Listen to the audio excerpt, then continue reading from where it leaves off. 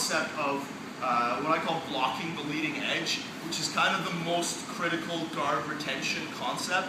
I think there are a lot of different movements that you can use to retain your guard. Like I kind of did a workshop here a little while ago on just like guard, kind of not guard retention, but just guard concepts. And I divided the guard into 3 phases. So there's like the engagement phase where you haven't made contact yet and you might try to go for like a quick guard pass if you're on top. And then there's the guard sort of maintenance phase, and which is when you can attempt to imbalance the guy and potentially attack him. And then there's the guard retention phase, which is when somebody has entirely controlled your legs and they're into a guard passing sequence and all you're doing is trying to retain the guard. So with guard retention, there are several movements that you can employ, but the concept is always the same, which is you block the leading edge of the body and then you reorient your hip angle. So for example, if Ritchie is standing up, if I'm in a seated guard position, Jason Scully, who has a really good YouTube channel by the way, he uses the term headlights to describe the guard. So if I draw an imaginary line outside of my legs, these are the headlights. Once Ritchie's outside, so like right now he's in my headlights still, once he goes outside my headlights, it's 100% guard retention. I shouldn't be trying to attack at all, I'm just trying to retain my guard.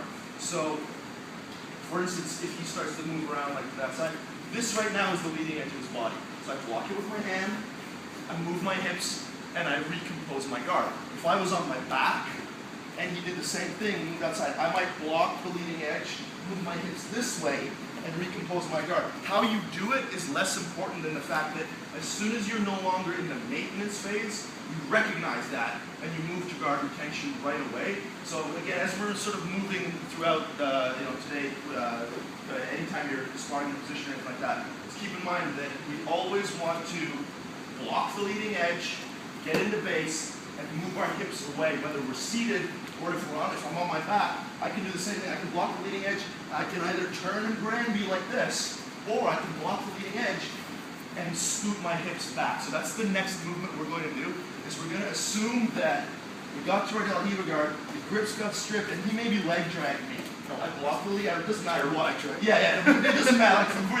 It doesn't have to be a good leg drag. You just let your opponent throw your legs by. You can either grab me back and reestablish your DelaRiva guard. And here's an important distinction that we want to make. This is why we're going to do 2 movements. If I'm on my back and my legs get thrown by Granbying, I can immediately reestablish the DelaRiva guard. If I get my legs thrown away and I hip escape, I'm no longer able to re-engage the DelaRiva guard. So if your goal is to play DelaRiva guard when you're on your back and your guard is getting beat, then the turnaway Granby is going to be your main guard retention movement.